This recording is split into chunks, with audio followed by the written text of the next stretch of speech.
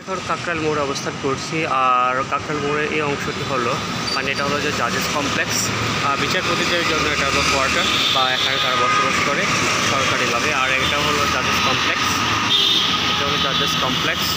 আর এটার মধ্যে ডুপ্লেক্স বাড়িগুলো রয়েছে, ওখানে প্রায় 20টা জজ বা জাস্টিস ওখানে বসবাস করতে পারে। আর এই দিকটা হচ্ছে যে কাকরাইল, আপনারা দেখতে পাচ্ছেন কাকরাইলের মোড়টি। আর এটা হচ্ছে যে প্রধান বিচারপতি বাসভবন।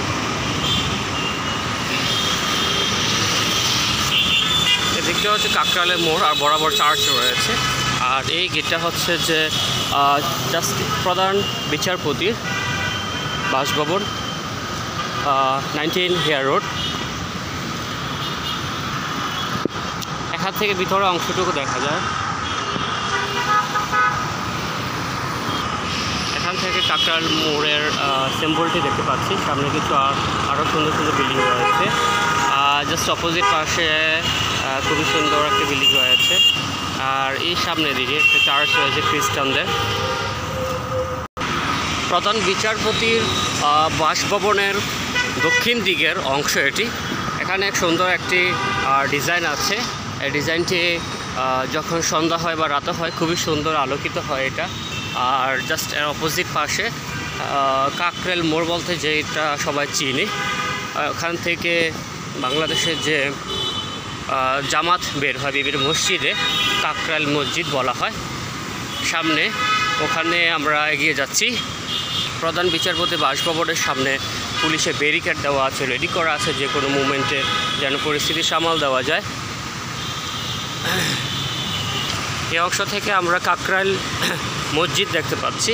এখান থেকে সারা বাংলাদেশের মসজিদে মসজিদে, এই মসজিদ থেকে সারা বাংলাদেশে যত জামাত যায়, চিল্লা যায়, বিভিন্ন পোস্ট যায়, চিল্লার বিভিন্ন সময়গুলো আছে, ডিউরেশনগুলো আছে।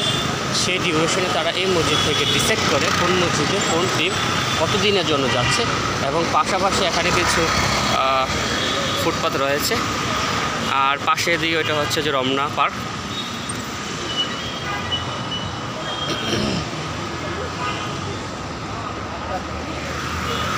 কাকরাইল মসজিদের জাস্ট অপোজিট পাশে, দ্যাট ইস্ট সাইডে সুন্দর একটি সরকারি ভবন রয়েছে। কাকরাইল মসজিদের প্রধান গেট এটি। এখানে অনেক হাজার হাজার মানুষ প্রিপারেশন নিচ্ছে বিভিন্ন মসজিদে চিল্লায় যাওয়ার জন্য। তারই পাশে বিভিন্ন ধরনের ইসলামিক প্রোডাক্টসগুলো এখানে সংরক্ষণ করা আছে, তারা বিক্রি করে।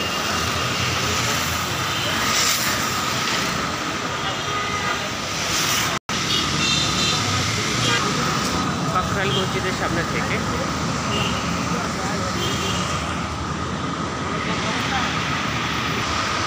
এই অংশটি হচ্ছে কাকরাইল মসজিদের জাস্ট দক্ষিণ দিকে। আর এরই পাশে কতগুলো বড় বৃহৎ আকারের গাছ রয়েছে। এগুলো শত বৎসরের পর তাদের এরকম আকৃতি। এটা হচ্ছে রমনা পার্ক। রমনা পার্ক হলো বিশাল এক পার্ক, ভালোবাসার পার্ক। এই অংশে শিশু বাচ্চারা বিভিন্ন ধরনের অ্যাক্টিভিটিতে কার্যক্রম করতে পারে, বিভিন্ন ধরনের খেলা, বিভিন্ন ধরনের স্লাইড রয়েছে। রমনা পার্কের জাস্ট পূর্ব দিকে অংশ এটি হচ্ছে আন্তর্জাতিক মাতৃভাষা ইনস্টিটিউট। এটি হচ্ছে যে বাংলাদেশ ইউনেস্কো জাতীয় কমিশন। এখানে ভাষা কেন্দ্রিক বিভিন্ন প্রোগ্রামগুলো হয়ে থাকে এই ইনফ্রাস্ট্রাকচারে। এটি হচ্ছে যে আন্তর্জাতিক মাতৃভাষা ইনস্টিটিউটের জাস্ট দক্ষিণ সাইডের অংশ।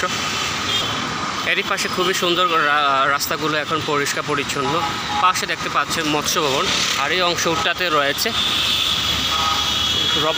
রমনা পার্ক। এই অংশটা হচ্ছে রমনা পার্কের প্রবেশপথ, একটা গেট রয়েছে। আর এই অংশটা হচ্ছে মৎস্য ভবন। মৎস্য ভবনের উপরে একটি সুন্দর ফ্লাইওভার রয়েছে, পরিষ্কার পরিচ্ছন্ন এবং খুবই সুন্দর সুন্দর গাড়ি এই পথ দিয়ে যায়। খুবই ব্যস্ততম একটি মোড় রয়েছে। মোড়টি বন্ধ করে দিলে ঢাকা শহরে একটা বন্ধ হয়ে যায়।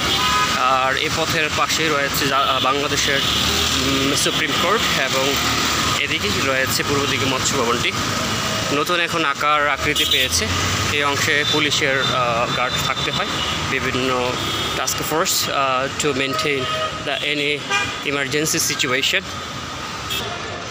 এই অংশটি হচ্ছে যে রমনা পার্কে প্রবেশ পথ, আর যেখানে দিয়ে মানুষ খুবই সচরাচরভাবে রমনা পার্কে অতিক্রম করে। আমি এখন মৎস্য ভবনের যা সেন্টার রয়েছে, এই মুহূর্তে গাড়িগুলো ছেড়ে দিচ্ছে। এটা হলো যে পুলিশ বক্স, আর এই অংশটা হচ্ছে মৎস্য ভবনের মেইন মোড়।